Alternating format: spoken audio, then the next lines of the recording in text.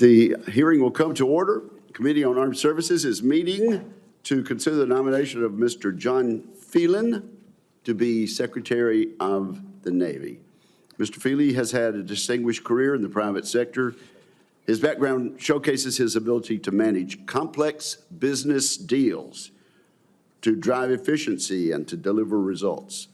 Our Navy will need someone with all three of those skills and more to get our Navy back on the right track. The Navy is up against significant challenges, and the nominee before us can be a crucial part of that solution. We also, my colleagues, need to be part of that solution. Congress, industry, and Navy leadership have all contributed to these problems. We must all work together to solve the issues facing us. We must begin by addressing the most urgent need, getting shipbuilding back on track.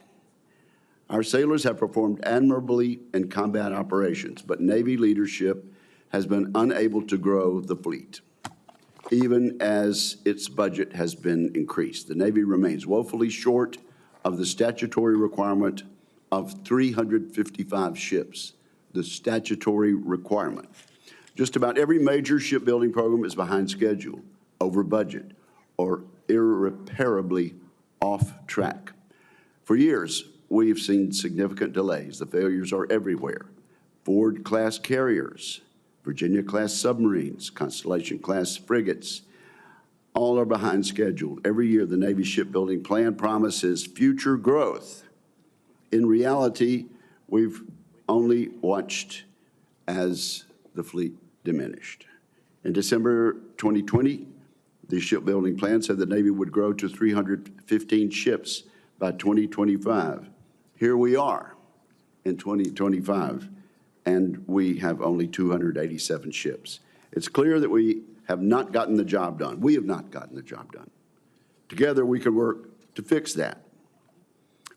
We must stabilize shipbuilding programs, adopt commercial best practices, and incentivize the shipyards to address workforce and productivity issues in a collaborative rather than combative manner. And we can quickly inject innovation into naval procurement, particularly on unmanned ships. The story of naval maintenance is no better than the story of shipbuilding. Our maintenance performance is unimpressive across ship classes. For just one example, last year, multiple amphibious ships were unable to deploy on time. Instead, they sat in the yards waiting for repairs. Sailors have been trained on fewer than half the required maintenance tasks and only have enough time to accomplish 40% of required maintenance. The reduced quality of recruits exacerbates the situation. This chain of events raises costs and creates schedule challenges for ship repair yards down the line. Deployments increase and the number of older ships decreases, sending the Navy into a death spiral. I'm painting a dismal picture, but an accurate picture. The Navy struggles to man the fleet. The previous administration paid too much attention to demographic traits, which contributed to the Navy's failure to meet its recruiting goals. The Navy did eventually meet last year's recruiting targets, but only by lowering standards. Last year, nearly 20% of Navy recruits were considered Category 4. They tested below the 30th percentile on the military aptitude test, below the 30th percentile.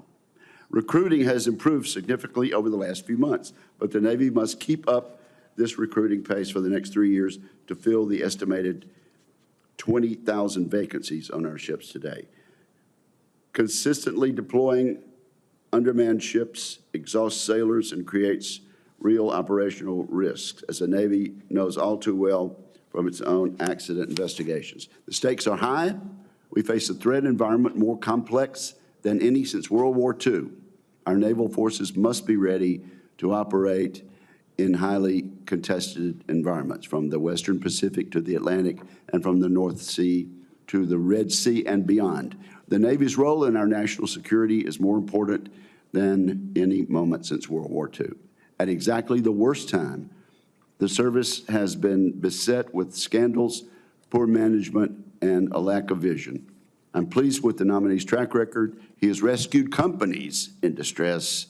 Our Navy is certainly in distress and needs that same kind of leadership. So I look forward to hearing Mr. Phelan's views about how to fix shipbuilding, maintenance, and recruitment in the Navy.